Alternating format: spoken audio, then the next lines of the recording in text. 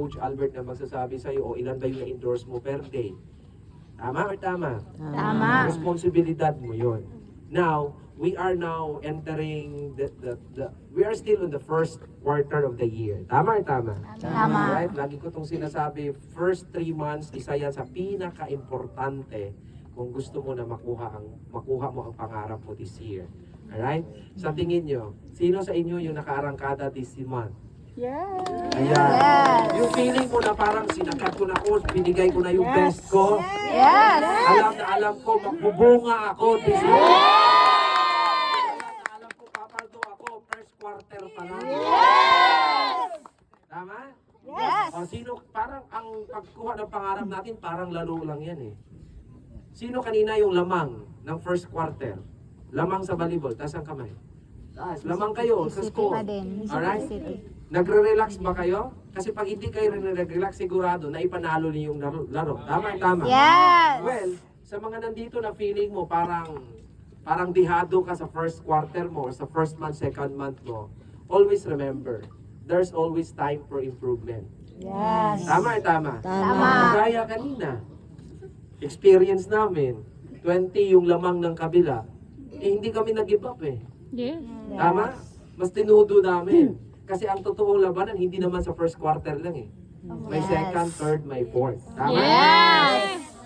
Nagkataon sa fourth quarter, binigay yung best namin, nanalo pa din kami. Yes. Nagets, pero nagre-relax kami. Aminin namin, nagre-relax kami first, second. Nagets niyo? Ngayon, gusto ko na, ngayon pa lang, yung energy mo sa first quarter, dalhin mo yan. Second quarter, third quarter, fourth quarter, sigurado yan, atin ang taong 2020. Yes! Ang tanong, sino sa inyo dito yung may direct na this year? This year, sino sa inyo yung may direct na this year? Alright? Sino sa inyo dito yung nakahit na sa South Farm? Taas ang kamay. Ilang direct ba yung South Farm? Dalawang direct. Taas ang kamay. Alright? Oo, ita-travel natin yan this month. Okay? Wow. Sino sa inyo dito yung nakahit na ng floating, Line. zipline at saka cable car? Uy, meron na! Yes! Ang bilis na! 4 directs diretso? Yes! Grabe. Sino pa yung nakahit na? Ayan, si Ruji, si Janice, Rodivina, sino pa? Ang dami naka 4 directs na. Si Claribel. Ayan. Tayo ka kasi, Sai. Tayo, Sai. Ayan. Tayo, Sai. Sai. Tindog, Sai. Sino pa? Si Aya, nakahit na. Ayan, sino pa? Si Joseph Meloria, si Christine. Sino pa dito? Nakahit ka na sa zipline. Ilan na directs mo? 4 na. Akala ko 3 eh. Pwede naman pag 3. Alright? Pero liig muna yung zipline nyo. Ha?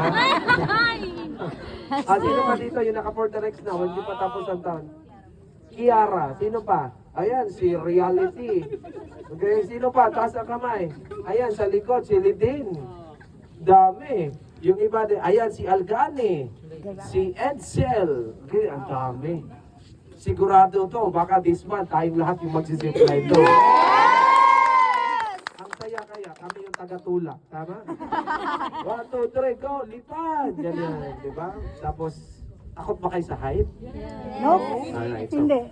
our promise is, gusto namin na mag-i-enjoy kayo sa journey towards success. Yes. Gusto namin na mag-i-enjoy kayo. Kagaya na sinabi ko kanina, napaka-importante na mag-enjoy ka sa proseso pa lang.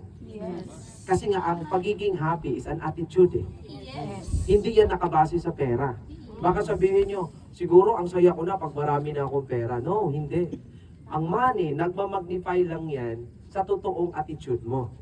Tama? Tama. Kung ngayon, malungkutin ka, nakasimangot ka lagi, pag yumaman ka, imamagnify yun, mas malungkot ka.